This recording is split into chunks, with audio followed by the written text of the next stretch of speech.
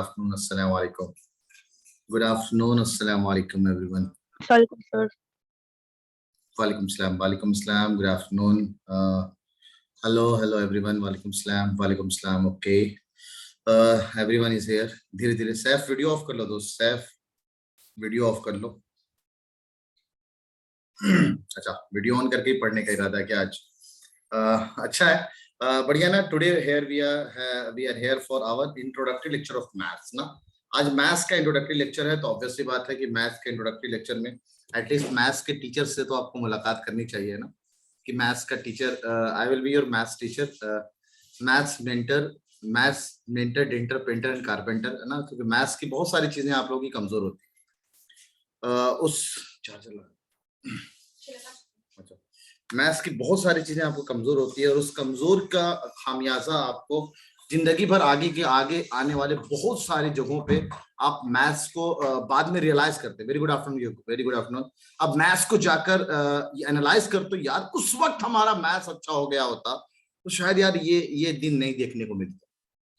तो आज के लेक्चर में हम लोग बिल्कुल मैथ्स की इंपॉर्टेंस और मैथ्स को किस तरह से आप आगे हमें पढ़ाएंगे, कैसे हमारा मैथ्स का पोर्शन पूरा कंप्लीट करेंगे सर, एनटीएससी को लेकर, एमयू जामिया बीएचयू को लेकर, हमारे बोर्ड्स को लेकर किस अंदाज में आप मैथ्स को हमारा पार्ट को कंप्लीट कराने वाले हो.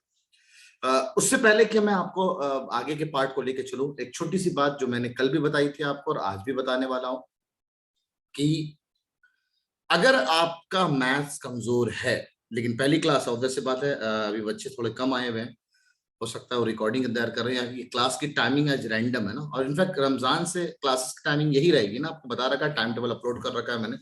तो थोड़ा सा आप लोग अपने आप को सुटेबल ना, मतलब अपने आप को एडजस्ट कर लो इस टाइम टेबल को लेकर दोस्तों ना. कल की आपकी छुट्टी है, मतलब कल आप संडे है, अपना फ्रेश माइंड रहो आप लोग. बेसिकली जो डेमो में बच्चे हैं और जो यूट्यूब से क्लासेस करेंगे, अभी 15 दिनों तक डेमो है, उनके लिए एक सेशन रखा है मैंने कल ना, तो उनका अनाउंसमेंट हो जाएगा. आप लोगों की कल की छुट्टी है, बिंदास है ना, मजे करें. उसके बाद from Monday onwards you have all classes from your schedule time table ना, जिस तरह से टाइम टेबल लगा हुआ है उस तरह से क्लासेस चलेंगे आपकी. तो मैं एक बात बोल रहा था, जिसके भी मैथ्स कमजोर है, पता है जरा किसको लगता है कि मैथ्स से डर लगता है, मैथ्स मेरी कमजोर है, जरा हैंड रेस तो करें, ये भी जरा देख लूं मैं, कितने ऐसे पार्टिसिपेंट्स हैं जिनको अपनी मैथ्स कमजोर लगती है. हैंड रेस करें आप. ओके, नाम नहीं लूंगा, बिल्कुल आप बेफिक्र हो, आप हैंड रेस करो ताकि मेरे को तो समझ में आए. कुछ लोग झूठ भी बोल रहे हैं इसमें, ठीक है, वो झूठे लोगों को कौवा काटे और उनकी पांचवी बीवी किसी और के साथ भाग जाए, अगर ऐसा कुछ झूठ बोल रहे हो तो ठीक है. तो पहले बता दे रहा हूँ, झूठ बोलने वाले लोग का, अब मैंने बीवी का नाम लिया ना, हैंड्स डाउन कर लिया है ऐसे इंसानों ने, ठीक है, क्योंकि मैंने इनको पढ़ाया है, और बीवी के नाम पे फट से भाग जाते हैं, पांचवी बीवी तक का इंतजार कर रहे हैं. चलो अच्छी बात है. तो हॉल नाम नहीं लेने का. ओके ओके ओके, जिनको मैथ्स से थोड़ा डर लगता है ना, बाकी अच्छे बच्चे हैं ना, और भी लोग हैं इसमें, चले अच्छा है आप लोग का. लेकिन मैथ्स का डर के पीछे मैं रीजन ना, एटलीस्ट मैं ये तो देख लूं, जिनको मैंने साल भी पढ़ाया है उनको भी अभी मैथ्स से डर लग रहा है, उसके पीछे रीजन क्या आ सकता है. इसलिए तो मैंने आपको एक नया कॉन्सेप्ट लेके आया हूँ, that is guardian teacher. Guardian teacher क्यों रखा है मैंने, गार्जियन टीचर का कॉन्सेप्ट क्यों रखा है मैंने, इसलिए तो रखा है कि आप पर्सनली बात करो, जो सब्जेक्ट जिसका कमजोर है, आई मस्ट सजेस्ट कि आप गार्जियन टीचर, उसी सब्जेक्ट के टीचर को चूज करना, ठीक है. लेकिन ऐसा नहीं है कि जितना आपका काउंसलिंग सेशन होगा उस दिन हम तीनों गार्जियन टीचर नहीं होंगे, तीनों गार्जियन टीचर होंगे. तीनों गार्जियन टीचर पर्सनली एक एक बच्चे से बात करेंगे, सिर्फ 5 मैक्सिमम 5 मिनट चाहिए, ठीक है, और उस दिन आप लोग फ्री हैं. तो टाइम टेबल के बारे में ऑलरेडी बात कर चुके हैं. तो मैथ्स कमजोर होने के पीछे दोस्तों मैं एक बात सिंपल बात बताऊंगा आपको ना, अगर आपकी मैथ्स कमजोर है ना, तो उसके पीछे रीजन ये नहीं है कि आपने सही से पढ़ाई नहीं किया या आपको मैथ्स समझ में नहीं आता. सब्जेक्ट में इंटरेस्ट ना सब्जेक्ट का टीचर जगवाता है. आप आने वाले दौर में आप बोलोगे सर मेरे को ना पीसीएम नहीं लेना, मेरे को पीसीबी लेना है, मेरे को डॉक्टर बनना है, ठीक है, मेरे को डॉक्टर बनना है, तो आप अपने फील्ड को, अपने माइंड सेट को चेंज करते हो, क्योंकि आपको मैथ्स से डर लगने लगता है. तो एक छोटा सा शुरुआत में मैथ्स के डर से ही शुरुआत करने वाला हूं, कि आपको मैथ्स से डर लगता है, थोड़ा फ्यूचर दिखाता हूं मैं मैथ्स को लेकर खास करना. तो today we have introductory lecture of our mathematics, introductory lecture of mathematics. अरे यार मैंने अपने बारे में नाम वाम नहीं बताया क्या, मेरे को अपना नाम वाम बताने की जरूरत तो नहीं है. मेरा नाम वाम के बारे में आपको पता ही होगा, है ना. नहीं पता तो बिल्कुल, मेरा स्टार्टिंग से Nawab Saqib Ibrahim, I did my BTech and MTech from AMU. Past 12 years of experiences, 12 साल से पढ़ा रहा हूँ। सन 2009 से, जिस साल मैं बीटेक के फर्स्ट ईयर में आया था, तब से 12th के बच्चों को शुरुआत कर दिया था। 13th में था, मतलब बीटेक फर्स्ट ईयर में था, और मैंने 12th के बच्चों को पढ़ाना शुरू कर दिया था उसी साल से। तो introductory lecture of your maths, है ना, मैथ्स अपने बारे में मैंने बता दिया ना नवाब सर, दैट्स इट। ओके, हाँ ठीक है।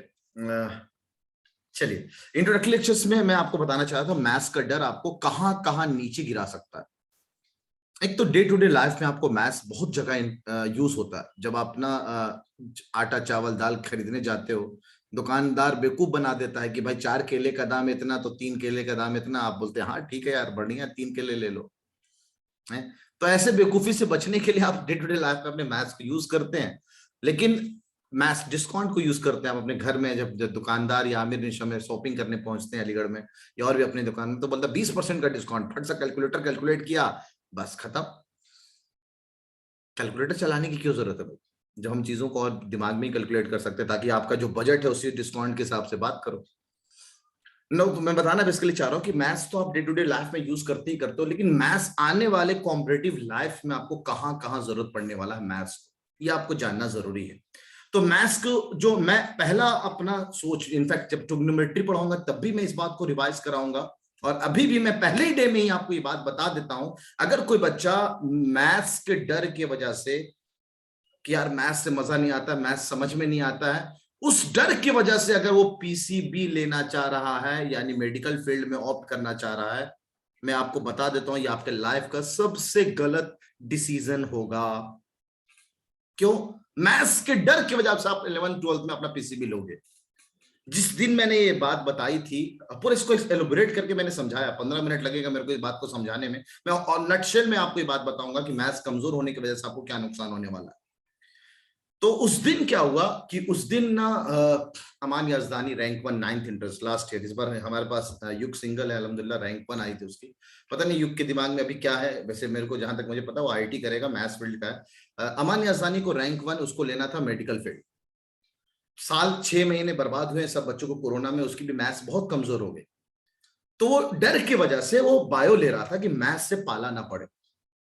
ठीक है, फ्रैंकली स्पीकिंग मैं अपने तरह से नहीं बोल रहा हूँ, उसके उसी का स्टेटमेंट था जब उस दिन मैं जब टिग्नोमेट्री का लेक्चर ले रहा था। और टिग्नोमेट्री में बीच में एक ऐसी बात आती है जहां पे मैं बच्चों को एक बात बताता हूँ, क्योंकि मेरा काम सिर्फ पढ़ाना नहीं है, मेरा काम आपको ये भी गाइड करना है कि पढ़ते कैसे हैं और क्या इंपॉर्टेंस है चीजों का। क्योंकि देखो यार, दुनिया में हो सकता है बहुत लोग मेरे से भी बहुत अच्छा अच्छा पढ़ाते हो, लेकिन सिर्फ पढ़ना ही आपका काम होता तो गाइडेंस की क्या जरूरत है, ये बताइए आप। आपको अगर मैं ये गाइड ना करूं कि इस चैप्टर को ऐसे आसान किया जा सकता है, इस चैप्टर को आप ऐसे वक्त में ना पढ़ो, ऐसे वक्त में पढ़ो, ये आपके लिए बहुत बेनिफिशियल है। पहले इस पढ़ने से पहले पहले ये वाला चैप्टर पढ़ो, तो ये आपके और काम का आने वाला है। इसके अपॉइंट बियॉन्ड जो चीजें मैं आपको गाइड करूंगा, ये मैं मानता हूं कि ये यूनिक चीज है मेरे नवाब सर के अंदर, कि आपको ये सब बातों के बारे में भी मेरे को बताना है कि अगर आप मैथ्स के डर की वजह से पीसीबी लेना चाह रहे हैं दोस्त, तो ये गलत कर रहे हो आप। क्योंकि आने वाले दौर में आप जो पीसीबी में आओगे तो आप फिजिक्स पढ़ोगे, केमिस्ट्री पढ़ोगे और बायोलॉजी पढ़ोगे। फिजिक्स पूरा का पूरा 45 क्वेश्चन आता है नीट में, 45 क्वेश्चन से मैं मानता हूं कि 35 से 40 क्वेश्चन में तो न्यूमेरिकल होगा। इनफैक्ट पूरा फिजिक्स तो न्यूमेरिकल है। इसका अगर नजराना पेश करना, आप कोई भी चैप्टर 9th का 10th का उठा के देख लो, 8वीं तक में तो न्यूमेरिकल कम दिखता था, 9वीं 10वीं में पूरा का पूरा न्यूमेरिकल भरा हो रहेगा, और आपकी मैथ कमजोर होने की वजह से आपकी फिजिक्स कमजोर हो जाती है। जब फिजिक्स कमजोर है आपकी, तो यार फिजिक्स में तो आप उतना स्कोर कर ही नहीं पाओगे। इसीलिए सबसे बड़ा ड्रॉबैक जो नीट के बच्चों का होता है, वो फिजिक्स कमजोर की वजह से होता है। मतलब वो 45 नहीं स्कोर कर पाए, चलो 15 20 25 तक स्कोर कर पाए, इससे नुकसान क्या? आप टॉप कॉलेजेस में तो बिल्कुल नहीं जाओगे, सरकारी कॉलेज तो भूल ही जाओ। अब आओगे एमयू में कि सर चलो सर 720 में से अगर एमयू में मेरे को कम से कम कितना लाना पड़ेगा, लास्ट ईयर कट ऑफ है 648 645 ये गया था, तो मैं सेफ साइड के लिए चलो 640 ही मान लेता हूं। तो ये हुआ 60 और 20 80 नंबर, यानी मात्र अगर 180 सवाल होंगे उसमें से 20 से ज्यादा गलत नहीं होना चाहिए। मेरा 160 सवाल पक्का सही होना चाहिए, तब जाके हम एमयू के बारे में सोच सकते हैं। सेंट्रल यूनिवर्सिटीज जो है, तगड़े वाले तो भूल ही जाओ। अगर आप फिजिक्स कमजोर है तो आप सोच रहे हो कि गवर्नमेंट कॉलेज में आपको एडमिशन मिल जाएगा, तो भूल जाओ दोस्त, फिजिक्स पे डिपेंडेंस है। रैंक जो है, रैंक आप सिलेक्शन चाहिए आपको नीट में, चलो केमिस्ट्री फोड़ दो और बायोलॉजी फोड़ दो, सिलेक्शन है आपका। लेकिन आप ये भी बात जान जाओ, पहले बता दे रहा हूं, बाद में जाके शायद ये अंतरात्मा आपको कोई ना खुश कर पाए, ये बातें ना बताए, पहले बता देता हूँ केमिस्ट्री के भी आगे 3 डिवीजन होते हैं, physical chemistry, organic, organic inorganic chemistry and inorganic chemistry. बहुत सही। अब इस फिजिकल में 15 सवाल, ऑर्गेनिक के 15 सवाल, इनऑर्गेनिक के 15 सवाल, तीनों 15-15 सवाल आते हैं। 15 सवाल फिजिकल का पूरा मैथमेटिक्स है, मतलब केमिस्ट्री के कॉन्सेप्ट आएंगे, बाकी जो सॉल्यूशन करेगा वो पूरा का पूरा मैथमेटिक्स करेगा। Example sir, example mole concept 9th class का चैप्टर है, क्या पढ़ा आपने? एवोगैड्रो नंबर पढ़ा, ब्ला ब्ला ब्ला, सवाल करो, न्यूमेरिकल सॉल्व किया, फाइनल आंसर आ गया, इतने मोल के बराबर, इतने मॉलिक्यूल के बराबर, इतने आयंस के बराबर। एक्सपोनेंट एंड पावर नहीं आएगा तो मूल कॉन्सेप्ट नहीं बना पाएगा। एग्जैक्टली, एक्सपोनेंट्स एंड पावर का जो कॉन्सेप्ट है वो आप मोल कॉन्सेप्ट भी नहीं आएगा। तो यानी मैथ्स का पार्ट, ये तो छोटे छोटे, मैं सिर्फ एक एग्जांपल दे रहा हूं मैं तुम्हें चैप्टर्स में, यानी बहुत सारे ऐसे कॉन्सेप्ट्स हैं मैथ्स के जो फिजिक्स में यहाँ फिजिकल केमिस्ट्री में जाके यूज होंगे। लॉग है, लॉगरिथम का कॉन्सेप्ट है, ये जम के फिजिकल में यूज होता है। 11th क्लास के टीचर फिजिकल में लॉग को यूज करना शुरू कर देता है। तो फिर आपका फिजिकल यानी 15 सवाल तो यहां से भी गया, आप यहां पे चलो 15-20 सवाल करो, 15 सवाल से तो यहां भी मार खा रहे हो आप। फिर आता है बायोलॉजी के नंबर, थोड़ा सा अलग है, बायोलॉजी के बारे में नहीं पता है, लेकिन मेरे बहुत सारे दोस्त और भी बड़े बड़े इंस्टीट्यूट में और भी जगहों पे पढ़ाते हैं, उनसे बातें होती रहती है हमारी। उनका कहना है नवाब सर बेसिकली ना बायोलॉजी में 90 सवाल होते हैं दोस्तों ना। Here we have 45 question in NEET, 45 question in physics, 90 question होते हैं।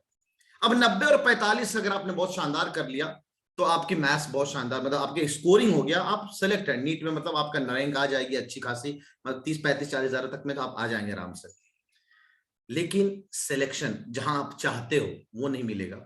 मैथ्स बायोलॉजी में भी एक सेक्शन आता है जिसको हम लोग कहते हैं जेनेटिक्स, जेनेटिक्स जहां जीन्स के बारे में पढ़ते हैं, क्रोमोसोम्स पढ़ते हैं, एक पेडिग्री एनालिसिस करके कोई टॉपिक होता है, जहां पे मैंने देखा परमुटेशन एंड कॉम्बिनेशन बहुत अच्छे से लगता है। जैसे एक छोटा सा सवाल मैं आपसे पूछूं, प्रोबेबिलिटी आप लोगों ने पढ़ा हुआ है, ठीक है, आप लोगों का चैट सेक्शन में या माइक से भी आप जवाब दे सकते हैं। क्या प्रोबेबिलिटी है कि एक माँ बाप के 5 बाल बच्चे हुए? एक मैथ का छोटा सा 9th क्लास में प्रोबेबिलिटी का एक छोटा सा कॉन्सेप्ट मैं आपसे यूज करना चाह रहा हूं, पूछना चाह रहा हूं, आप बताएंगे मेरे को। क्या प्रोबेबिलिटी है कि माँ बाप के 5 संतान हुए, 5 बाल बच्चे हुए, और 5 में से पांचों के पांचों बेटियां हो जाए, पांचों के पांचों बेटी हो जाए, एक भी बेटा नहीं हुआ उसको? 1/2, 1/2, 5/10। और कोई तो 1/2 लग रहा है। 1/2 लग रहा है। और किसी का कोई अलग सा जवाब? तो ये जो परमुटेशन एंड कॉम्बिनेशन का कॉन्सेप्ट यहाँ पे भी यूज होता है। आप लोग के 9th में अगर याद हो, सबसे पहला चैप्टर मैंने प्रोबेबिलिटी शायद पढ़ाया था, इसलिए भी शायद आप लोग भूल चुके होंगे। 5 बाल बच्चे हैं, 5 बाल बच्चों में एक बेटा या बेटी, यानी इस बच्चे के पास 2 ऑप्शन है, ये बेटा पैदा हो या बेटी पैदा हो।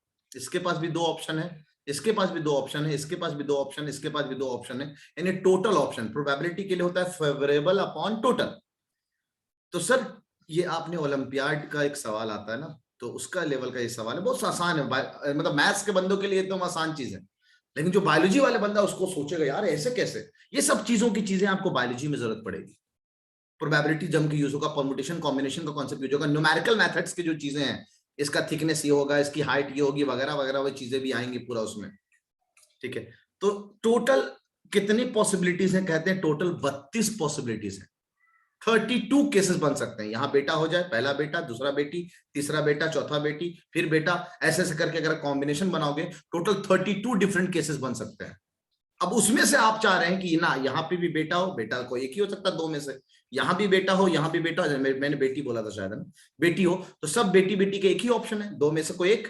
अब ये कॉम्बिनेशन मात्र एक ही होगा, इन 32 में से एक ही ऐसा कॉम्बिनेशन होगा जो यहाँ पे बेटी बेटी बेटी बेटी बेटी बेटी बन रही होगी, वो मात्र एक ही है।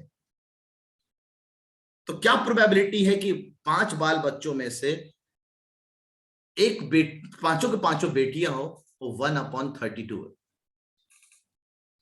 दिव्या नारायण वाशने ने जवाब दिया यहाँ पे सही जवाब, तो आंसर इज 1/32। तो एक छोटा सवाल बायोलॉजी का मैथ्स को यूज किया, करीबन 10 से 15 सवाल, जहां तक मेरे को एग्जैक्ट नहीं डेटा पता है, 10 से 15 सवाल का आप ये मान सकते हो बायोलॉजी में भी आपको मैथ्स यूज होगा। और ये छोड़ो मैथ्स का, अगर आईक्यू मैट लेवल है, रीजनिंग अगर आपकी अच्छी ना हो, तो आपको आगे के हायर क्लासेस में आपको ऑपरेशंस, मैथमेटिकल टूल्स चलाना सिखाएगा। डॉक्टर बन रहे हो भाई, ये चलाओ, ठीक है, ठीक है।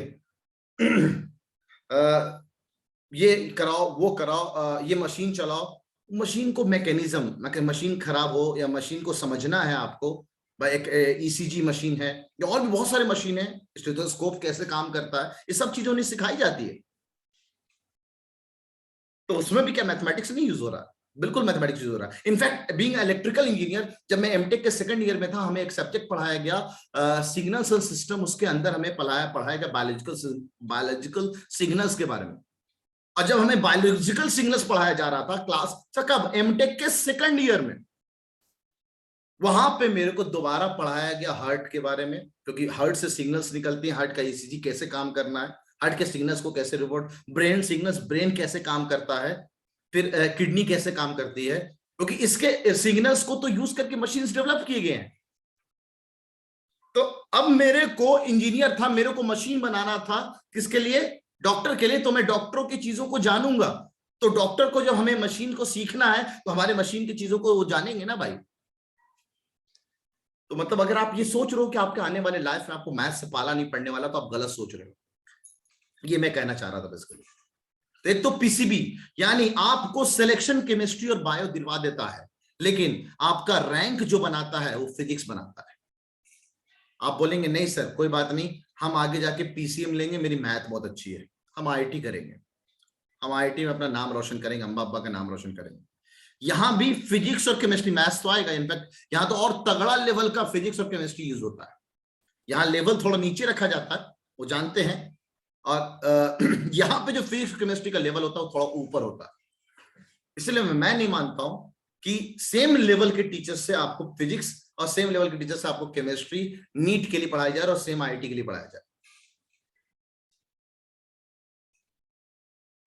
और अगर अच्छा रैंक नहीं आया तो फीस के अनुसार प्राइवेट और गवर्नमेंट कॉलेज में कोई फर्क नहीं रहेगा ना। बिल्कुल सही कह रहा हूं, फीस एकदम बहुत ज्यादा है। अगर आपके अम्मा अब्बा के पास बहुत पैसा है, करोड़ों रुपया है, तो फिर बोल दो कि ना हमें ना पढ़ना, हम बाद में पढ़ लेंगे। दिव्या इधर बात करो पहले कि इमेज क्लासेस पूछ रही कितना पुराना है। ये बताने की जरूरत नहीं है, हम लोग एक साल में बहुत सारा नाम छाप लिए हैं, इतने सारे रिजल्ट दे दिए।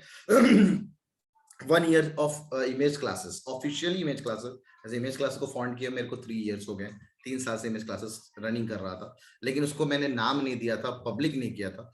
चलिए इधर बात करते हैं। तो आपका सिलेक्शन यहाँ पे फिजिक्स केमिस्ट्री करवा देता है, लेकिन अगर आपको चाहिए ना कि आपको ना रैंक लाना, क्योंकि आप मैथ्स वाले हो, तो मैथ्स बहुत तगड़ा पूछा जाता है आईआईटी लेवल में। अगर आपकी बेसिक कमजोर है, सुन लेना आप लोग बच्चों, में बता दे रहा हूं फिर से, जो आईआईटी का सपना रखते हैं ना, आईआईटी आपको घुमाता तगड़े सवालों में नहीं, आपको ऐसे बेसिक बेसिक सवाल में घुमा देगा जो बचपन से आपका फाउंडेशन अगर कमजोर है, आप 11 12 की चीजें तगड़ा आता है, अरे सब कुछ इंटीग्रेशन डिफरेंशिएशन सब चला लिया सर, एक ऐसे छोटी चीज में आपको घुमा देगा कि चले गए आप।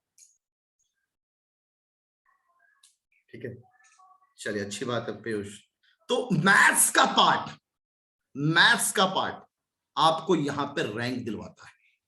तो आप थे कि मैं मेडिकल फील्ड सेलेक्ट करूंगा, आप थे कि ना सर मैं आईआईटी और मैथ्स फील्ड को लूंगा। आईआईटी और मैथ्स के लिए एक एनडीए का भी फील्ड होता है, नेशनल डिफेंस एकेडमी। जो आप सिलेबस यहां पे पढ़ रहे हो तो सब आपके आगे वहां पे काम आता है। तो फील्ड तो भी आपके यही काम का। हाँ युग, मैंने वो केस नहीं दिया है ना, मैं समझ रहा हूं ये केस आता है, मेरे को बोलना नहीं, बोलना रह गया, लेकिन वो केस नहीं कंसीडर करना ना। मैंने कहा बाप माँ और माँ मतलब बेटा और बेटी हो, है ना। तो अब बात आती है सर कि आगे और भी कोई हमारे मैथ्स का यूज है? बिल्कुल, आपके बहुत सारे, आप आर्ट्स और कॉमर्स वाले जो बच्चे हो, आपको क्या लगता है कि मेरे को जब स्टार्टिंग में दौर में था, जब स्ट्रगलिंग लाइफ चल रहा था हमारा, तो उस वक्त मेरे पास ऐसे भी ट्यूशंस आए थे, मैं ट्यूशंस भी पढ़ाता था और साथ में कोचिंग भी पढ़ाता था।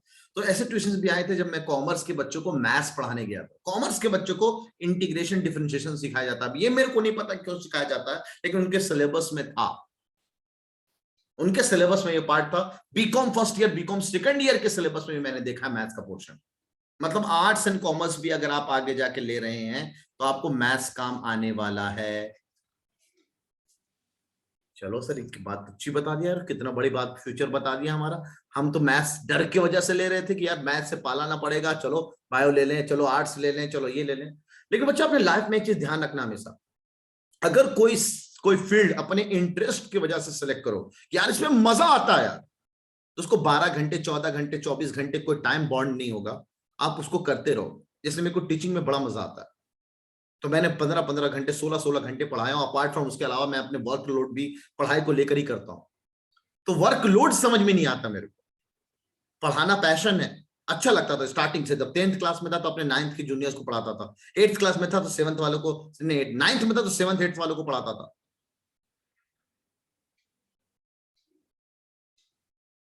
सही बात है सर।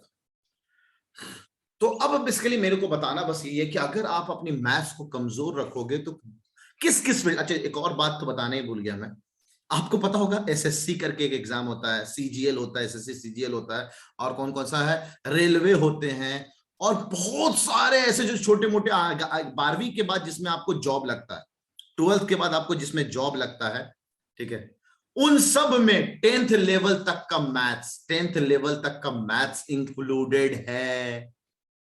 मतलब सर हमारे लाइफ में अल्लाह ना करे ऐसा कुछ कुछ ट्रेजेडी हो गया, मेरे को 12वीं के बाद ही अपना जॉब पकड़ना है, मेरे को कोई ना कोई एग्जाम्स निकालनी है, आगे के और भी एग्जाम्स देना है मेरे को, तो 10th लेवल की मैथ्स अगर आपकी बहुत तगड़ी हो तो जिंदगी आपकी आसान हो जाएंगी। बहुत जगहों पे आप अपने आप को अप्लाई कर सकते हो। यूपीएससी में आईएएस की जो तैयारी बोलते हो आप लोग, उसमें भी 10th लेवल तक का मैथ्स आता है, क्योंकि जब मैंने अपने ट्रिक्स का सेशन अपने नैप ट्रिक चैनल पे डाला था, वो सारे के सारे ट्रिक्स उनको भी, शायद किसी आईएएस का कोई सीनियर या मेरे साथ जूनियर था, ना जूनियर था, उसने फोन किया, नवाब सर आप जो पढ़ा रहे हैं सब चीजें हमारे काम की भी है। तो इस सब 10th लेवल की चीजें आपके काम आएगी आपके आईएएस के प्रिपरेशन में भी। जो फर्स्ट सब्जेक्ट होता है ना, शायद प्रीलिम्स और वो होता है ना, उसमें फर्स्ट सब्जेक्ट होता है और पेपर 1 और पेपर 2 ना मेन सब्जेक्ट होता है उसके हिसाब से।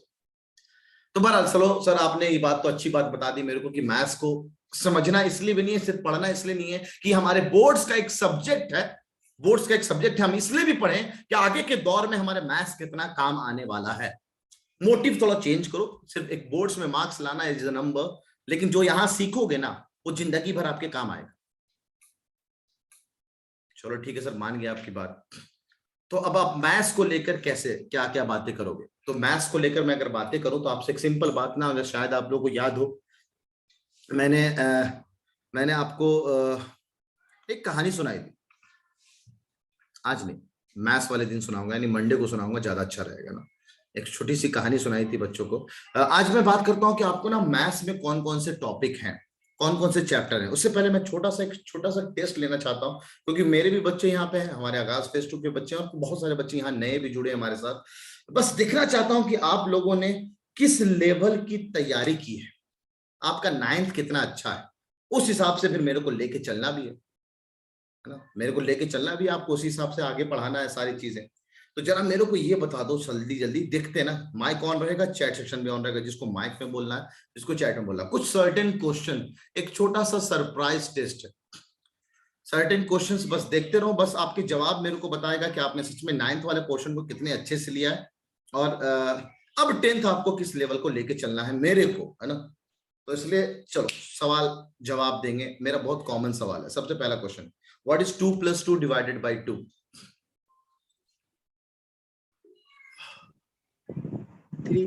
3 अच्छा, इतना कॉमन हो गया मेरा सवाल ये कि बच्चों को 2 बहुत अच्छे से जवाब दे रहे हैं। The answer is 3। बिल्कुल, एक मेरा बहुत छोटा सवाल है, मेरे यूट्यूब में बीएमएस के अंदर पहला सवाल यहीं से शुरुआत करता हूं मैं, कि अक्सर बच्चे यहाँ पे गड़बड़ जाते हैं, वो बोर्डमास नाम का चिड़िया भूल जाते हैं, बेसिक का चीजें 6ठी 7 5वीं क्लास में पढ़ते हैं। हाँ, बोर्ड मास एग्जैक्टली। तो अगर कोई बच्चा इसको सॉल्व करे, पहले एडिशन करे उसके बाद डिवीजन करे, तो वो बहुत गलत करेगा, क्योंकि बोर्ड मास का फंडा कहता है एडिशन उसके बाद डिवीजन। हाँ ठीक है, सही है। The answer, correct answer is 3। Yes sir. सवाल था आसान, अच्छा खेला। ट्रायल बॉल बोलूंगा इसको मैं, क्योंकि आप लोगों को पहले भी मैं ये सवाल पूछ चुका हूं, तो ये ट्रायल बॉल बोलूंगा मैं। Now next forward, who will define rational number? What is rational number? Sir क्या कहना है? एक मिनट ना, जरा मैं बात करता हूँ ना, जरा मैं भी देख लूं कितने अच्छे से आप लोगों ने पढ़ाई किया।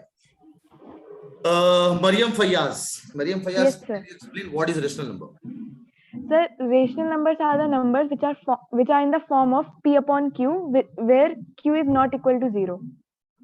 क्या कहते हैं पब्लिक? यस और नो के साथ वोट करेंगे। No, sir, no. No, no, no. No, sir. No, No, sir. P and Q are integers. P and Q are तो integers. वो इंटीजर होता है। P and Q Q is not belongs equal to to 0. क्या है इसमें correct? Arsalan बताएगा। अरसलान क्या कमी रह गई इसके डिफिनेशन में? Sir, the number of the form P by Q where P and Q are integers and Q is not equal to 0. Exactly ये एक बहुत, पता नहीं, मैं जिस भी बच्चे से पूछता हूँ अल्लाह ताला मेरे को उसी से क्यों मिलवाता है, उसके डिफिनेशन में हमेशा एक कमी होती है कि वो बच्चा बोलता है P and Q where Q is not equal to 0, यहीं पे वो शांत क्यों हो जाता है? वो क्यों नहीं ये बोलता है कि P and Q belongs to integer? अगर वो ये बात नहीं बोलेगा मेरे दोस्त, तो मैं कल को अगर ऐसा नंबर दे दो √2/3, लोग P by Q form where Q is not equal to 0, Mariam बिल्कुल तुम्हारे हिसाब से ये रेशनल नंबर होगा कि तुम्हारा डिफिनेशन तो ये कहता है, तो ये गलत है, बिकॉज ये बात आपने नहीं ऐड किया है। Integer. Exactly. Now moving forward to Ansha. Ansha, can you explain me what is irrational number? Irrational number are those numbers which cannot be written in the form of P by Q.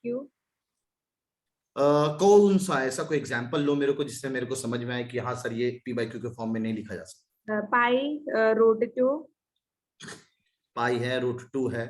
कोई decimal के हिसाब से definition? Answer ये तो हो गया P by Q के form fraction के हिसाब से। डेसिमल है कुछ स्पेसिफिक? 0, हाँ, 1, 0, 0, 1, May I? 1. ना ना Sir, ना, मैं मैं डिफिनेशन पूछ रहा हूँ, युग बताएंगे जरा, what is the definition of irrational number? Yug. Sir non-terminating. Exactly, कोई हेल्प कर रहा है? हाँ युग बताओ। माइक ऑन काम नहीं कर रहा युग तुम्हारा। ओके, अदनान रहमानी, अदनान बताएंगे डेसिमल के हिसाब से इररेशनल नंबर कौन से? 2.35389. There is an example. I want to ask the definition. Decimal के हिसाब से किसको हम लोग इररेशनल नंबर कहते हैं? Non-terminating, non-repeating. Exactly, non terminating non repeating decimals जो होते हैं वो इररेशनल नंबर होता है। अब एक कॉमन और जनरल सवाल, हमारे पुराने बच्चे बाद में, पहले नए बच्चों से बात करेंगे। Let us start with the Bhavna. Bhavna Chauhan, Bhavna mic on कर लो दोस्त। ओके, भावना आप बताना मेरे को, what about pi? Pi is rational और इररेशनल? भावना क्या कहती हो? पाई इज रेशनल और इररेशनल? दिव्या क्या बोलती हो? पाई इज रेशनल और इररेशनल? सर दिव्य नारायण। दिव्य, आहो मैं दिव्या समझ रहा हूँ। ओके, दिव्य नारायण वाशने। हाँ दिव्या, दिव्य दिव्य दिव्य दिव्य नारायण वाशने, सॉरी दिव्य नारायण वाशने। सर पाई रेशनल। श्योर? Yes sir. तो जरा डिफिनेशन ऑफ पाई बता देना, what is pi?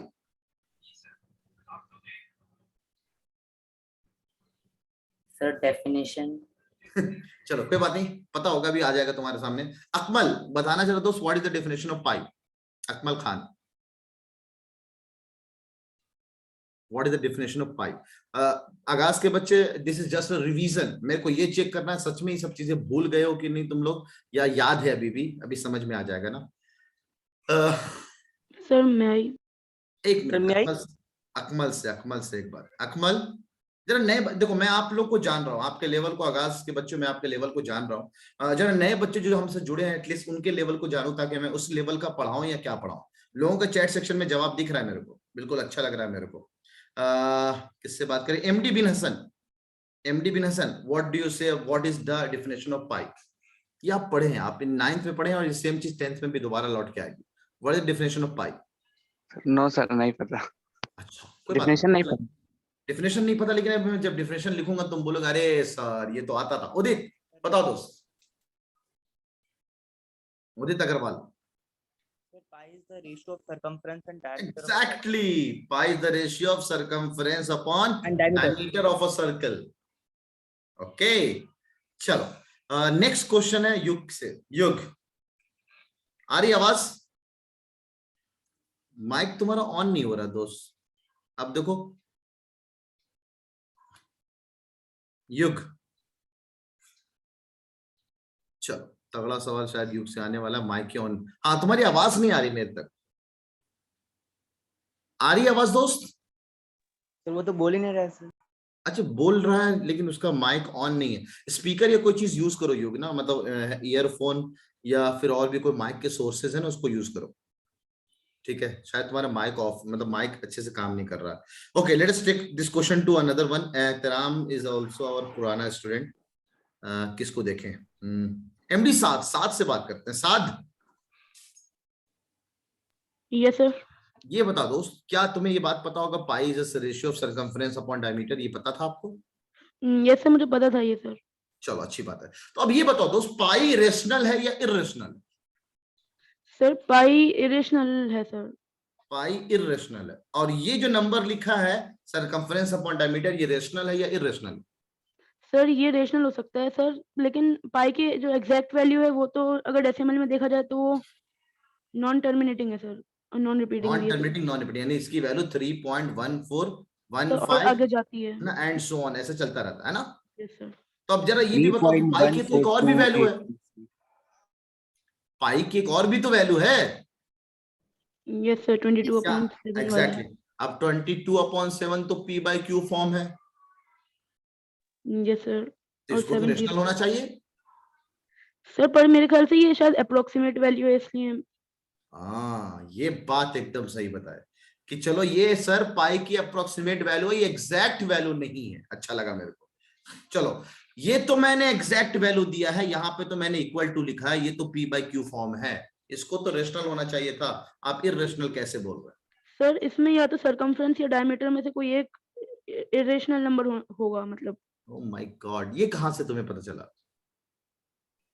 Sir logic ही है ये सर। कहां तुम्हें पता चला कि ये बात, ये बहुत कम बच्चों को पता होता है यार, तुम्हें कैसे पता चला? तुम तो सर मेरे से एक्चुअली बड़े भी स्कूल नहीं हो। में भी हमने सर, एक्चुअली स्कूल में हमारे सर थे, तो ओके। उन्होंने एक बुक लिखी है सर, तो उसमें ये लिखा हुआ था, उन्होंने एक पॉकेट बुक बनाई है एक्चुअली में, तो उसमें शॉर्ट ट्रिक्स थी। ओबे ओए, मेरा पॉकेट बुक तो कॉपी नहीं हो गया सैफ? हैं? पहले से कॉपी तो नहीं हो गया?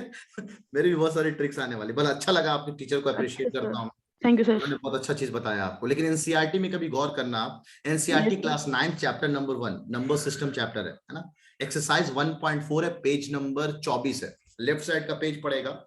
लेफ्ट साइड के पेज में क्वेश्चन नंबर 3 है। एनसीईआरटी में ये सवाल दे रखा है, 9th क्लास के एनसीईआरटी में ये सवाल दे रखा है, और ये सेम बातें कहता है कि अगर पाई हम जानते हैं सर्कमफ्रेंस अपॉन डायमीटर का रेशियो है, तो पाई को तो रेशनल होना चाहिए, ये इरेशनल क्यों है? उसी का एक्सप्लेनेशन भी एनसीईआरटी ने लिखा हुआ, जो आपने बहुत अच्छे से बताया। तो ये भी बहुत कम बच्चों को पता होता है, यानी यहाँ पे मैं कंफ्यूज कर सकता हूँ उनको। Division of rational and irrational is always irrational. हाँ, लिख सकते हैं। ठीक है, तो एक अच्छा सवाल है, आप लोगों ने बहुत बखूबी इसको निभाया है। अगला नेक्स्ट क्वेश्चन की तरफ बढ़ते हैं। अब जरा मेरे को एक बात बताएंगे आप लोग, किससे बात करें? चलो पूरी क्लास से बात करते हैं, देखते कौन सबसे पहले जवाब देता है। आपने पढ़ा होगा रेशनलाइजिंग फैक्टर, पढ़ा है? Yes sir. रेशनलाइजिंग फैक्टर पढ़ा है आपने, और आपने ये भी देखा होगा कि अगर √2 माइनस √6 लिखा है तो what will B it's rationalising factor? √2 + √2 plus √6। √6। Okay, क्यों √2 प्लस √6 से ही क्यों मल्टीप्लाई किया? क्योंकि वो एक आइडेंटिटी बना रहता है इसलिए। अच्छा, Yes, sir. तो क्या किसी भी इरेशनल नंबर का यूनिक होता है रेशनलाइजिंग फैक्टर, या और भी हो सकते हैं? सर यूनिक होता है मेरे ख्याल से, क्योंकि सर वो डिनोमिनेटर पे डिपेंड करता है, ओनली साइन डिफरेंट। ठीक है, ये मैंने एक नंबर लिखा है 7 1 अपॉन, या मैं ऐसे लिखूं? अच्छा, ये आप भी बहुत कम बातों को पता होगा, रेशनलाइज द डेनोमिनेटर वर्ड आता है। जरूरी नहीं कि हर बार डेनोमिनेटर को रेशनलाइज किया जाए, न्यूमरेटर भी रेशनलाइज किया जा सकता है, जैसे हम लोग क्लास 11 के लिमिट्स के चैप्टर्स में करते हैं। रेशनलाइज द न्यूमरेटर रिलेटेड भी मैंने ये दिया, और अब आपसे पूछा बताओ इसका रेशनलाइजिंग फैक्टर क्या है? Is this a irrational number because this x is not a multiple of, not a power of 3, ये 3 का पावर नहीं है, तो पक्का ये सर्ड लिखा है मैंने। तो बताओ इसका रेशनलाइजिंग फैक्टर क्या होगा? आप बोलेंगे sir cube root of x² ले लीजिए, दोनों को मल्टीप्लाई करिए, देखिए ये x बना देगा, ये रूट से बाहर हो गया। मैं कहूंगा क्यूब रूट ऑफ x के पावर 5 भी ले लीजिए सर, ये दोनों को जैसे ही आप मल्टीप्लाई करेंगे ये x का स्क्वायर बाहर निकाल देगा सर। मैंने कहा नहीं सर, आप क्यूब रूट ऑफ x के पावर 8 ले लीजिए सर, दोनों को मल्टीप्लाई करिएगा, x का क्यूब आ जाएगा सर, बिल्कुल रूट से बाहर हो गया। मतलब आपके हिसाब से शायद बीएमएस का लेक्चर आपने नहीं देखा है, उसमें ये बात मैंने बताई है कि रेशनलाइजिंग फैक्टर यूनिक नहीं होता। आपको यूनिक ऐसा इसलिए यहाँ पे दिख रहा होता है कि आपने ऊपर और नीचे दोनों √2 + √6 और ऊपर भी √2 + √6 दोनों से मल्टीप्लाई कर रखे होते हैं, क्योंकि आपको एक ही नजरिया दिख रहा होता है।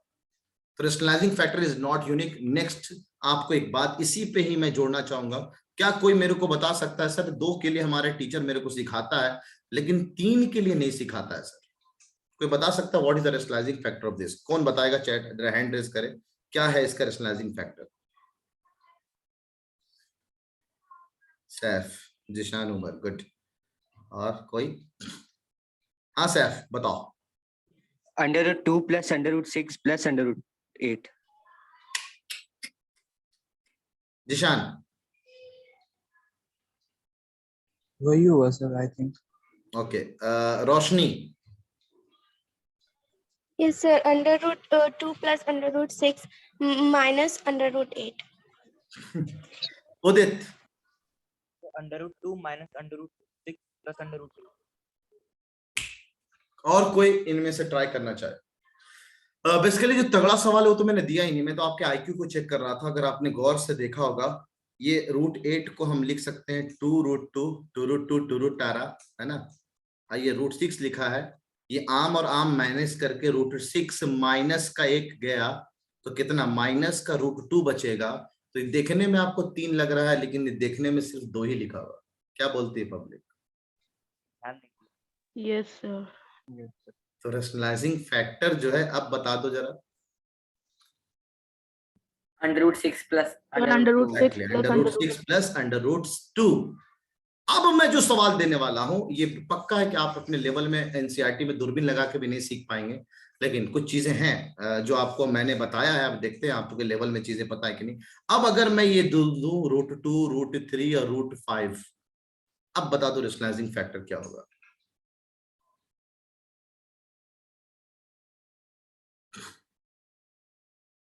मुनाफ मैं घुमा नहीं रहा हूं, बेसिकली ना आपको दिखा रहा हूं कि आपने इस लेवल की अगर आपने पढ़ाई नहीं की है या मैंने पढ़ाया है तो आपको याद क्यों नहीं है, यानी आपने सच में उस लेवल की चीजें याद होनी चाहिए। ऐसा सवाल आता है नवाब सर यहाँ पे घुमा सकते हैं, और नवाब सर क्यों? अगर नवाब सर घुमा सकते हैं तो आईआईटी हो या नीट हो या आने वाले जो भी एंट्रेंसेस है, क्या वो तैयार नहीं है? आपको नहीं जानते हैं क्या आपको ये सब चीजें नहीं आती हैं?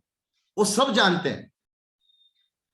अब आप अगर इसमें ये बोलेंगे सर कि सर आप जैसे बोलेंगे मेरे को पता है रूट, जैसे आपने पीछे में जवाब दिया सर -√5 लगा देंगे। रेशनलाइजेशन का मतलब होता है to make it rational number. तो मैं आपको बता दूं, अगर सच में इसको इससे मल्टीप्लाई करके ये पूरा नंबर रेशनल बन जा रहा है तो आप सही हो, वरना पक्का गलत हो। और मेरे को तो दूर से मल्टीप्लाई करके देख लिया मैंने, ये मल्टीप्लाई करके रेशनल नंबर बन ही नहीं रहा। तो इस तरह के सवाल मैं क्लास में क्या सेपरेट कर सकते हैं। एग्जैक्टली इसको एक टर्म मानेंगे और एक बार रेशनलाइज करेंगे, उसके बाद जो आएगा उसको एक बार और रेशनलाइज करेंगे, तो ये रेशनल 2 बार रेशनलाइज करने से बनता है। तो ये डबल रेशनलाइजेशन का सवाल है, एक बार में रेशनल बना के नहीं देगा। तो चलो बहरहाल एक बात तो समझ में आई कि आप लोग को बेसिक एनसीईआरटी की चीजें पता है, लेकिन एनसीईआरटी से हल्का भी घुमा दिया जाए तो आपको नहीं पता ये चीजें। चलो let us move to the next topic. ये बताएं जरा, बच्चों ने सबने पढ़ा होगा पॉलिनोमियल क्या होता है, पॉलिनोमियल के खानदान के बारे में भी जानते होंगे, पॉलिनोमियल के बाल बच्चों के बारे में भी जानते होंगे। एक पॉलिनोमियल आप लोग पढ़ते हैं बच्चों, पहले नए बच्चों से, जीरो पॉलिनोमियल पढ़ा है आप लोगों ने? Zero polynomial? Yes sir. हाँ, और एक पढ़ा है आपने कांस्टेंट पॉलिनोमियल, पढ़ा होगा कांस्टेंट पॉलिनोमियल, पॉलिनोमियल के खानदान में पढ़ा होगा आपने कि कांस्टेंट पॉलिनोमियल करके होता है। ठीक है सर, पढ़ा तो है सर, बिल्कुल थोड़ा याद नहीं आ रहा, पहले क्लास में आप इतना डरा रहे हैं। याद आ जाएगा, अभी याद आ जाएगा, टेंशन लो, बस 5-7 मिनट और लूंगा, उसके बाद मैं आपको ओवरव्यू दे दूंगा चैप्टर का कि मैं किस तरह से आगे बढ़ने वाला हूँ ना। तो सवाल किससे पूछा जाए? सवाल पूछा जाता है दुआ से। दुआ बताओ दोस्त। Yes sir. अगर मैं आपसे पूछूं what is the degree of zero polynomial, क्या बताओगे? Sir 1। Oh my God, then what will be the degree of linear polynomial? अगर इसकी डिग्री 1 होगी तो जीरो पॉलिनोमियल, लीनियर पॉलिनोमियल की डिग्री क्या होगी फिर? बहुत आसान सवाल पूछा था यार। चलो कोई नहीं, अभी आपको याद हो जाएगा, बिल्कुल अच्छे से याद हो जाएगा। अकमल ये जवाब देना चाहोगे दोस्त? What is the degree of zero polynomial? Akmal? Maybe zero. Then what will be the degree of constant polynomial?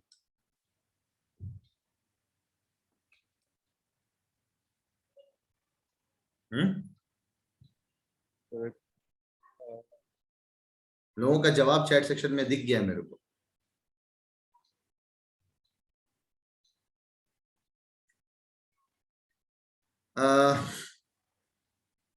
पता नहीं आपको क्यों नहीं पता ये चीज। एमडी बिन हसन क्या बोलते हैं दोस्त? What will be the degree of zero polynomial?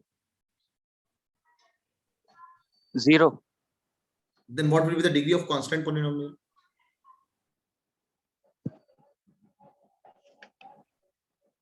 Exactly, chat section में बिल्कुल मेरे को दिख रहा है। The correct answer is not defined. और ये मैं नहीं बोलता यार, आप एनसीईआरटी को जाके देखो।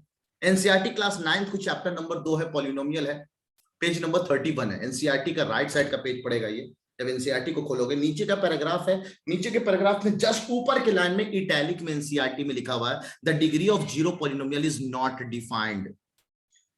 अब ये क्यों है ये हम एक्सप्लेन करेंगे, आपको बस देखना चाहते हैं कि आप लोग एनसीईआरटी को भी कितने डेप्थ में भी पढ़ते हैं। आप समरी में भी लिखा है एग्जैक्टली निशान, समरी में भी बात ये लिखी हुई है। अब आपसे एक सवाल है, बिल्कुल अगर मैं एक स्टेटमेंट बोल रहा हूँ चैट सेक्शन में बताना, आप लोग जरा देख तो लो कि आप लोगों ने कितने डेप्थ में एनसीईआरटी को और अच्छे से पढ़ा हुआ है। मतलब मैं मानता हूँ यार कुछ नहीं, आपने आपके स्कूल के टीचर ने कम से कम आपके एनसीईआरटी को तो बहुत सही से करा दिया होगा।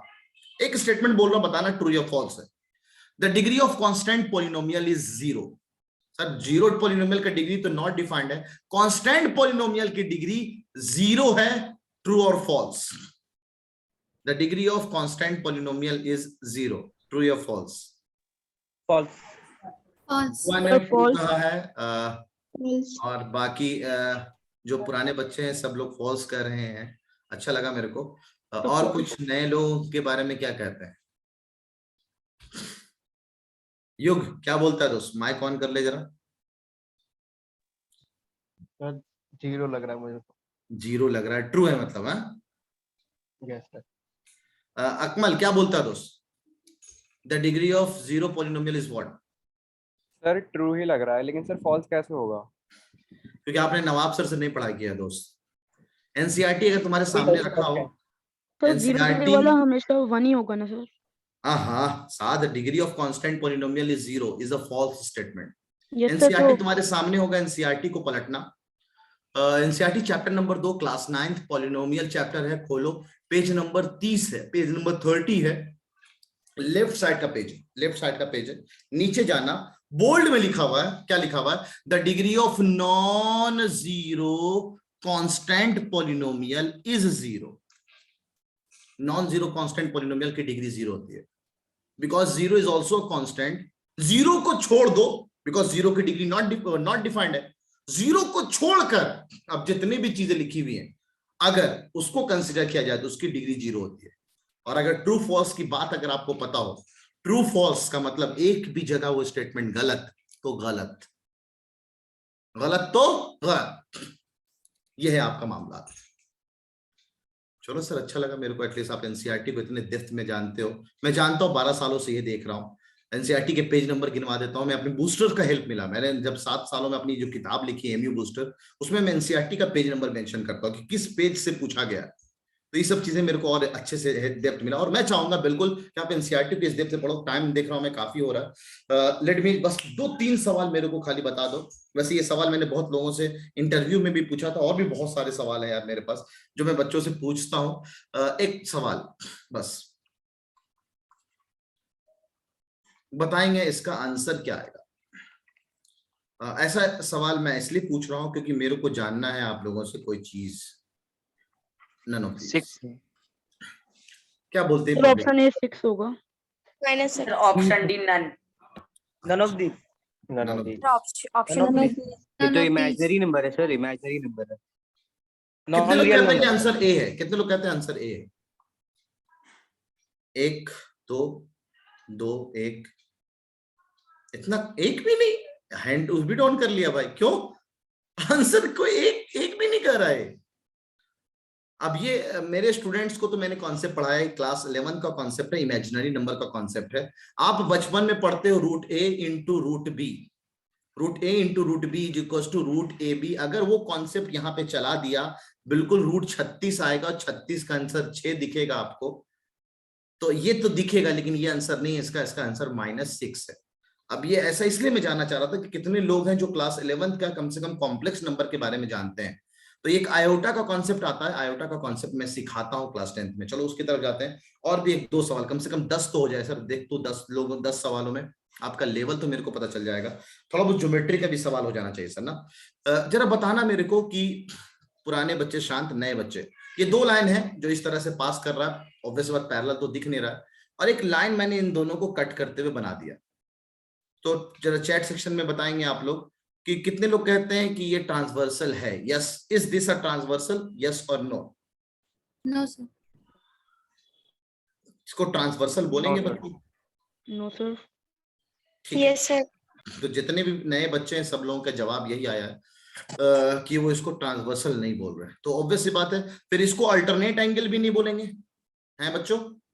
नो सर, क्योंकि सर ये उसकी कंडीशंस फुलफिल नहीं कर रहा ना। Parallel होनी चाहिए। मरियम, और कोई जवाब जिसको लगता है कि ये ट्रांसवर्सल नहीं है और ये अल्टरनेट एंगल बिल्कुल नहीं? दिव्य क्या बोलता है दोस्त? दिव्य क्या बोलता है? सर ये एक्सक्यूज मी सर, बोलो साथ। हाँ सर ये साथ। ट्रांसवर्सल हो सकती है सर। तो व्हाट अबाउट दिस, ये अल्टरनेट एंगल होगा कि नहीं होगा? सही ऑल्टरनेट एंगल होगा, पर अगर ये इक्वल होगा तभी 2 लाइंस पैरेलल होंगी, ये डिफाइन है। एग्जैक्टली, इसको ट्रांसवर्सल कहेंगे, लेकिन दिमाग में हमारे वही छपा हुआ ना, transversal and it's parallel line and it's transversal. तब हम लोग अल्टरनेट एंगल पढ़ते हैं, इसको अल्टरनेट एंगल कहेंगे, लेकिन ये बराबर नहीं होगा sir, because lines are not parallel.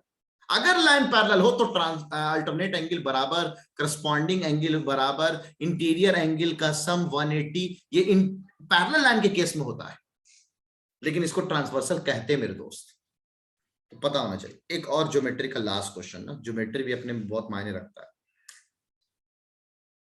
बताना जरा, क्या एंगल साइड करके कॉन्ग्रुएंसी होता है कि नहीं? ये भी मैंने अपने इंटरव्यू में जो आप लोगों का वाइवा लिया था उसमें बात किया था। No, sir. एंगल साइड करके कॉन्ग्रुएंसी रिलेशन होता है कि नहीं होता? होता है।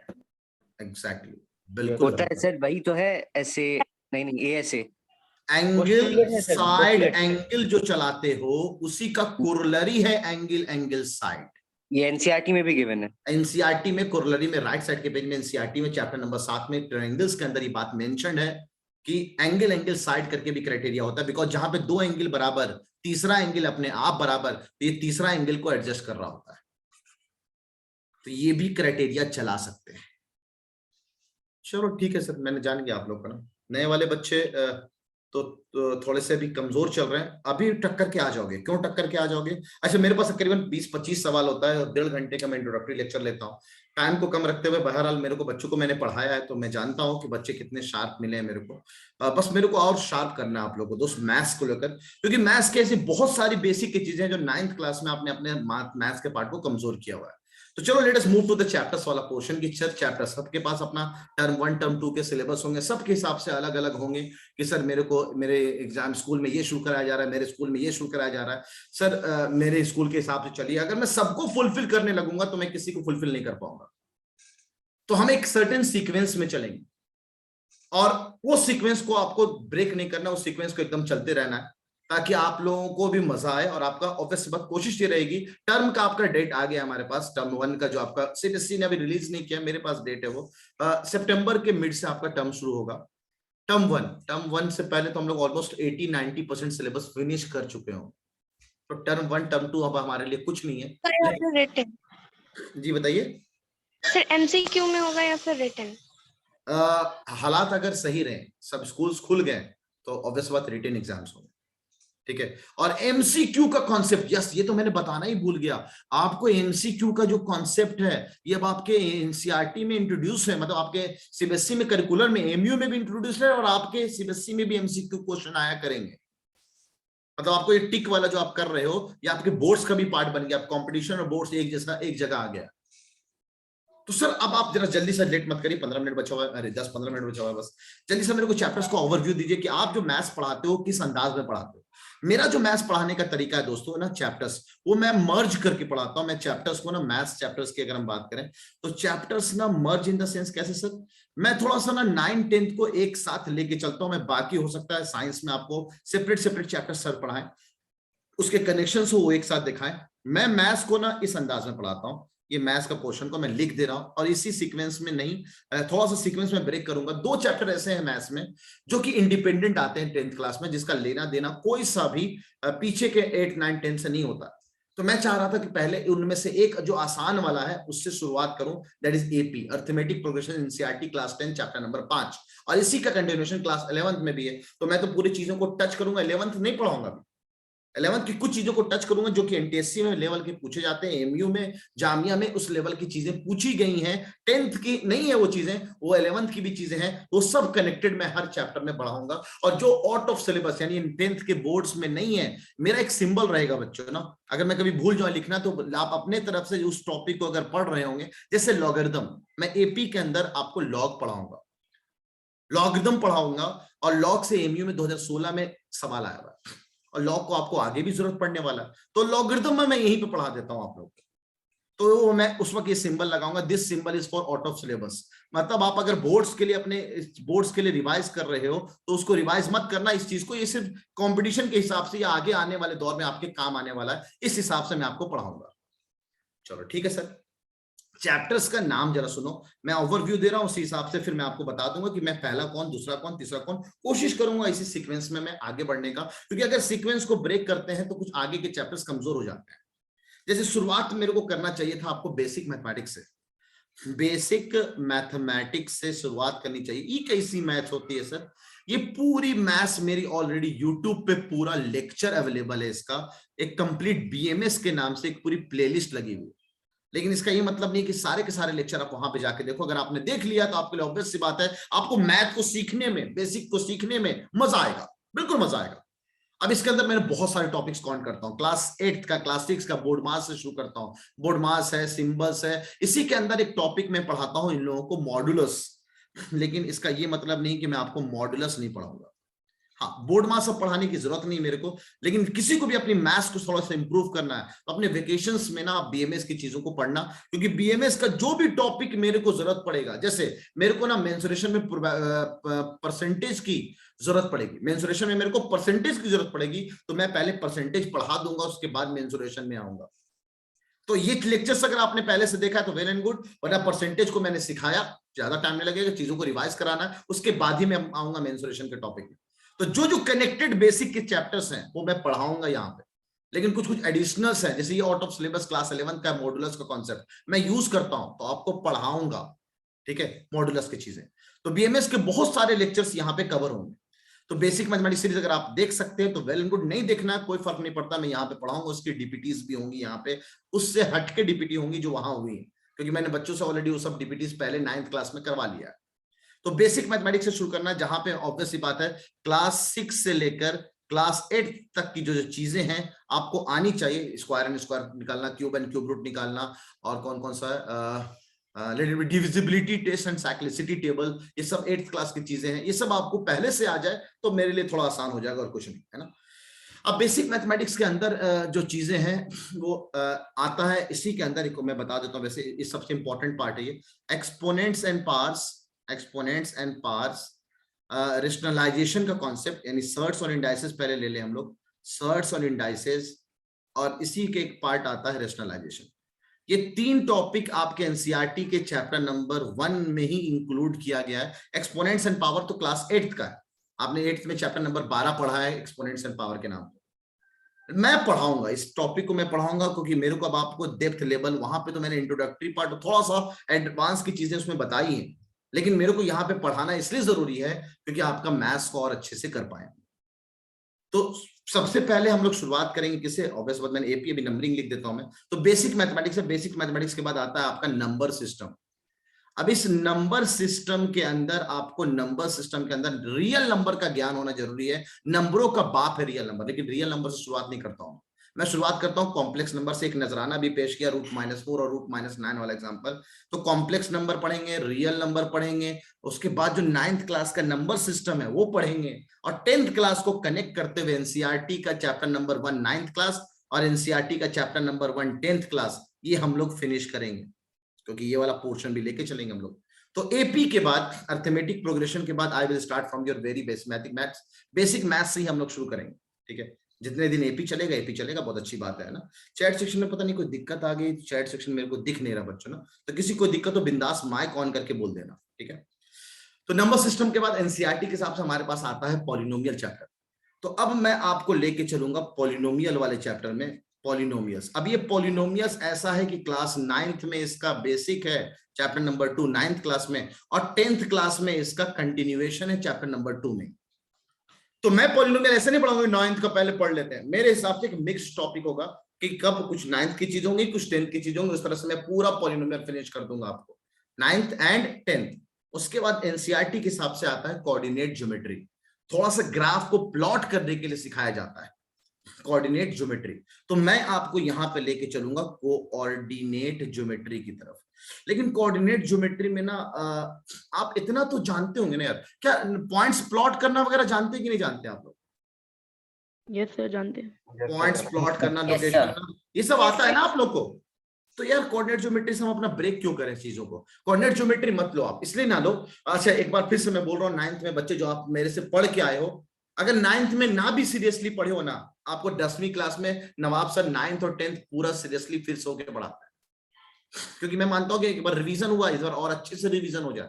तो अब पॉलिनोमियल के बाद you will study with me, that is linear equation. आप लोगों को लीनियर इक्वेशन 6 से 7 लेक्चर में फिनिश किया होगा मैंने। यहां लीनियर इक्वेशन थोड़ा लंबा चलेगा, क्योंकि मेरे को एनसीईआरटी 9th क्लास का चैप्टर नंबर 4 और एनसीईआरटी 10th क्लास का चैप्टर नंबर 3 ये कवर करना है। तो इसी का पॉलिनोमियल और लीनियर इक्वेशन उसी के आगे कंटिन्यू कर लेंगे। कोऑर्डिनेट ज्योमेट्री बाद में पढ़ लेंगे, कोई दिक्कत नहीं। 4th के बाद वी हैव क्वाड्रेटिक इक्वेशन। ये क्वाड्रेटिक इक्वेशन भी एकदम पहली बार आपके काम आता है, क्लास 10th में क्वाड्रेटिक इक्वेशन करके चैप्टर आता है, लेकिन इसका नजराना आप पहले से जान रहे होते हैं। क्वाड्रेटिक इक्वेशन को सॉल्व करना, स्प्लिटिंग मेथड चला दो या आइडेंटिटीज चला दो, सब चीजें पहले से जान रहे होते हैं। तो एक पूरा का पूरा चैप्टर सिर्फ 10th क्लास में चैप्टर नंबर 4 के हिसाब से आया है, 10th क्लास में क्वाड्रेटिक इक्वेशन। उसके बाद आता है आपका chapter number 5 arithmetic progression. Arithmetic progression class 10th में है, अर्थमेटिक प्रोग्रेशन एपी जिसको मैं बोल रहा हूं। ये एक इंडिपेंडेंट चैप्टर है जिसका कोई भी लेना देना मेरे को आपके बेसिक से भी नहीं है कि आपकी मैथ्स की कितनी बेसिक कमजोर है। थोड़ा बहुत जोड़ना घटाना वगैरह सब आता होगा, और एकदम इंडिपेंडेंट ये अलजेब्रा का एक चैप्टर है अर्थमेटिक प्रोग्रेशन। तो मैं चाह रहा था कि बेसिक एकदम ऐसा चैप्टर से शुरुआत करूं जहां पे आपको बेसिक अगर आपका कमजोर भी हो, इंटरेस्ट मरना नहीं चाहिए। यार अगर मैं आपको पॉलिनोमियल शुरू करता या नंबर सिस्टम शुरू करता, मैंने कहा देखो 8वीं क्लास में क्लोजर प्रॉपर्टी पढ़ के आए होगे, अब सर हमने तो पढ़ा ही नहीं है। तो मैं चाहता था कि एक ऐसे चैप्टर, इंडिपेंडेंट चैप्टर से शुरुआत करूं जहां पे आपका किसी और भी चैप्टर से कोई लेना देना हो ही ना। तो we will start with AP on Monday के जो टाइम टेबल है उसके हिसाब से एपी शुरुआत करेंगे। तो ये चैप्टर मेरे सीक्वेंस में यहाँ पे आता है, लेकिन स्टार्ट विद द एपी, उसके बाद एकदम सेम सीक्वेंस फॉलो करेंगे हम लोग। 6ठा नंबर एपी। एपी के बाद 7वां नंबर एनसीईआरटी के हिसाब से सिमिलर ट्रायंगल्स है ना, ट्रायंगल्स का पोर्शन है। तो मैं मानता हूं कि एपी के बाद आप ज्योमेट्री में इंटर कर जाओ। क्लास 10th में chapter number 6 similar triangle, chapter number 7 है कोऑर्डिनेट ज्योमेट्री, चैप्टर नंबर 8 है trigonometry, application to trigonometry, introduction to trigonometry. उसके बाद चैप्टर नंबर 9 है ट्रिग्नोमेट्री। तो मैं चाहता हूं कि चैप्टर नंबर 7 में आप जो पढ़ो वो ज्योमेट्री का एक चैप्टर पढ़ो मेरे से, क्योंकि कोऑर्डिनेट ज्योमेट्री में थोड़ी सी ज्योमेट्री की जरूरत पड़ती है। तो ज्योमेट्री कौन सा, ज्योमेट्री को 3 पार्ट में लेके चलता हूं। पूरी ज्योमेट्री जो है आपकी क्लास 9th और 10th की 8 चैप्टर से मिलकर बना, 8 चैप्टर्स 9th और 10th को कंबाइन कर दें 8 चैप्टर से। और एएमयू के 11th एंट्रेंस का सबसे इंपॉर्टेंट चैप्टर, सबसे ज्यादा सवाल अगर आते हैं तो पहला पॉलिनोमियल और दूसरा ज्योमेट्री से आता है। इस 3 चैप्टर से एएमयू के 9th 11th एंट्रेंस में ऑलमोस्ट 8 से 9 सवाल आते हैं खाली इन 3 चैप्टर से, और ज्योमेट्री से 7 से 8 सवाल आते हैं।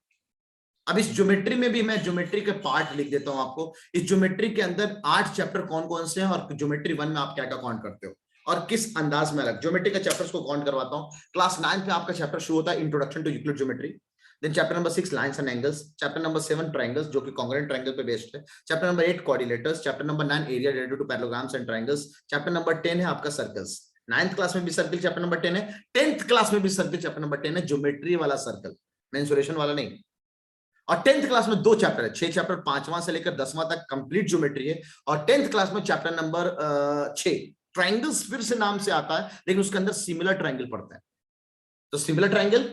और चैप्टर नंबर 10 सर्कल्स पढ़ते हैं। तो ज्योमेट्री 1 में we will first study Euclid geometry, basic introduction, 1 घंटा भी नहीं लगेगा इसमें रिवाइज कराने में। यूक्लिड ज्योमेट्री पढ़ेंगे, उसके बाद हम लोग पढ़ेंगे कि भाई लाइंस और उसके बाल बच्चे, lines and its types, lines और उसके खानदान के बारे में जानेंगे। यहां पे पैरेलल लाइन को बहुत अच्छे से देखेंगे, ठीक है। उसके बाद एंगल्स एंड इट्स टाइप्स, उसके बाद angles and its types, angles और उसके टाइप्स कौन कौन से हैं उसके बारे में जानेंगे। फिर ज्योमेट्री 2 में आ जाएंगे, ज्योमेट्री नंबर 2 में आ जाएंगे। अब ज्योमेट्री 2 के अंदर जो हम लोग देखेंगे, फिर से इसके अंदर पूरा ट्रायंगल का पोर्शन आएगा। अगर आप बोलोगे नहीं सर ज्योमेट्री ज्यादा हो जाएगा, थोड़ा सा मेरे को रेस्ट करवा दीजिए, ज्योमेट्री ना यहाँ पे प्रूफ वाली चीजें आती हैं, चीजें डिफरेंशियल ज्यादा देखना पड़ता है, तो उसके हिसाब से हम लोग इंटरचेंज कर सकते हैं। वैसे मैं पक्का ही सोचा हुआ कि 9 के बाद हम कोऑर्डिनेट ज्योमेट्री लेंगे, फिर 10वां में आएंगे। तो ज्योमेट्री में इसके अंदर अब आएगा ट्रायंगल से लेना देना। आप लोग जो पढ़ते हो लाइंस, एंगल्स एंड ट्रायंगल्स, मैं उनको अलग से पढ़ाता हूँ। लाइंस एकदम अलग दुनिया में, एंगल्स अलग दुनिया में, और ट्रायंगल्स अलग दुनिया में। ट्रायंगल्स जो आप क्लास 7th 8th में पढ़े हो, उसके खानदान, उससे रिलेटेड जितने भी थ्योरम्स हैं, प्रॉपर्टीज हैं, ये सब कुछ। और मैंने ज्योमेट्री को आसान करने के लिए अपना बनाया है ज्योमेट्री थ्योरम शीट। ज्योमेट्री के सवाल, थ्योरम्स, थ्योरी जितने भी सब उस शीट में मेंशन। उसके बाद ट्रायंगल्स, उसके बाद आप पढ़ोगे कॉन्ग्रुएंट ट्रायंगल्स, जो आपने पढ़ा ना अपने 9th क्लास में। मैं पढ़ाऊंगा कॉन्ग्रुएंट ट्रायंगल्स, 1 लेक्चर ही क्यों ना हो, 2 लेक्चर क्यों ना हो, मैं पढ़ाऊंगा। इसलिए पढ़ाऊंगा क्योंकि मुझे सिमिलर ट्रायंगल जो क्लास 10th का चैप्टर है, सिमिलर ट्रायंगल जो क्लास 10th का चैप्टर है, उसमें मेरे को कॉन्ग्रुएंसी की भी जरूरत पड़ती है। 10th क्लास का चैप्टर नंबर 6 है। ये 9th क्लास के आपके चैप्टर्स कवर हो रहे हैं, देखते जाओ आप। चैप्टर नंबर 5 है ये चैप्टर नंबर 6 है, तीनों मिला के, और ये चैप्टर नंबर 7 है, ठीक है, ये 5 है। अच्छा सर आगे, अब ज्योमेट्री के बाद मैं चाहूंगा कि इतनी देर में आप ना बहुत ज्योमेट्री से ऊब चुके होंगे, तो मैं चाहूंगा कि आपको कोऑर्डिनेट ज्योमेट्री बता दें।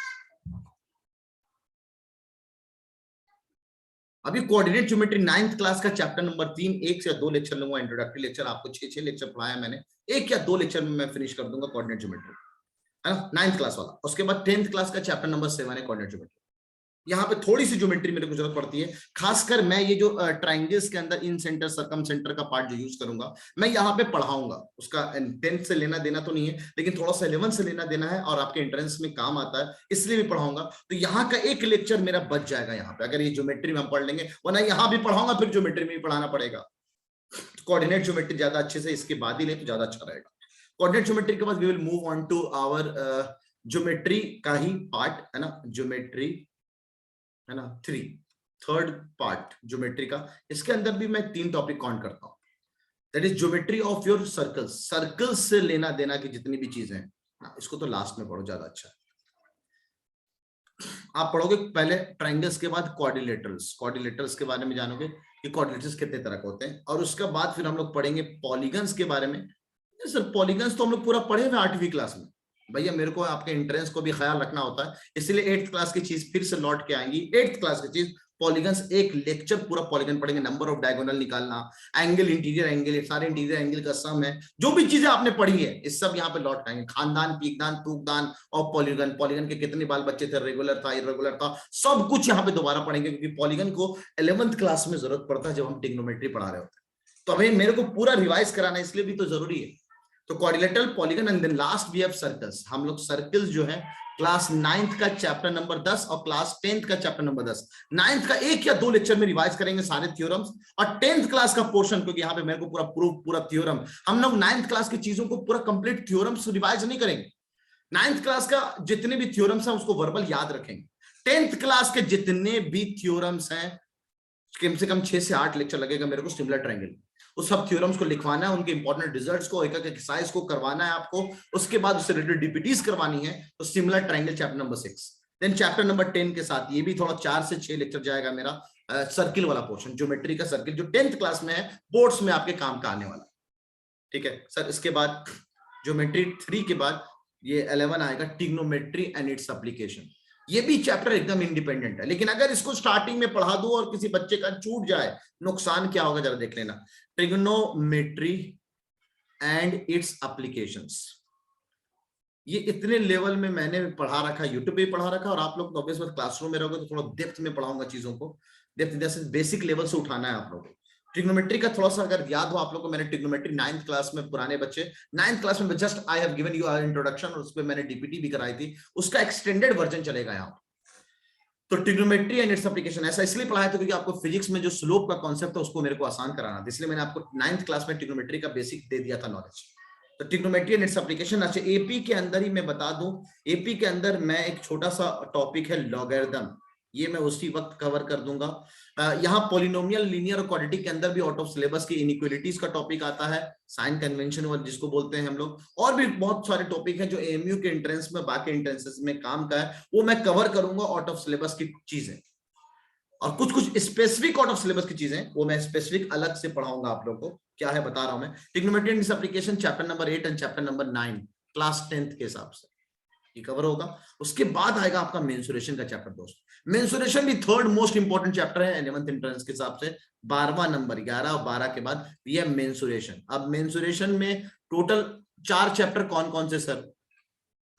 एक चैप्टर बनेगा आपका क्लास 10th नहीं 9th में, पहले chapter number 12 Heron's formula, chapter number 13 volume and surface area, ये मैंने आप लोगों को पढ़ाया है, वॉल्यूम सरफेस एरिया का ओवरव्यू दिया हुआ है। तो इसको भी 2 पार्ट में बांटते हैं, एक होता है प्लेन फिगर्स और एक होता है सॉलिड फिगर्स, है ना, सॉलिड फिगर्स। इस तरह से आगे बढ़ेंगे हम लोग। और सॉलिड फिगर्स यानी 3D volume and surface area जो पढ़ते हो आप, that is your solid figures.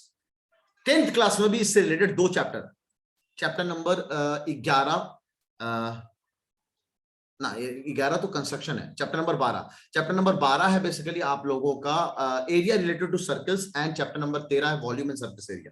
ये 2 चैप्टर है फिर से, तो 4 चैप्टर है जो आप यहाँ पे फिनिश करोगे। चैप्टर नंबर 12 और 13 9th क्लास का, और चैप्टर नंबर फिर से 12 और 13 10th क्लास का। 9th 10th सब साथ में लेके चल रहा हूं। क्या पढ़ा आपने 9th में बस भूल जाओ। 9th में अगर आपका कमजोर है ना, यहाँ डरने की जरूरत नहीं है, इसलिए जरूरत नहीं है क्योंकि 9th की एक चीज मैं यहाँ पे कवर करूंगा। बस जो प्रूफ वाले चीजें वो मैं, क्योंकि अगर प्रूफ भी कराने लगा तो टाइम ज्यादा जाएगा दोस्तों, ठीक है। मेंसुरेशन, उसके बाद वी विल सी कंस्ट्रक्शन, है ना। कंस्ट्रक्शन का चैप्टर है, क्लास 9th का है। 9th वाला अगर आप बोलोगे तो 9th वाला पार्ट भी रिवाइज करा दूंगा, वरना जरूरत नहीं पड़ता। 9th की कंस्ट्रक्शन का 10th से कोई लेना देना नहीं है। चैप्टर नंबर 11 कोई लेना देना नहीं है 10th क्लास का, चैप्टर नंबर 11 का, ठीक है।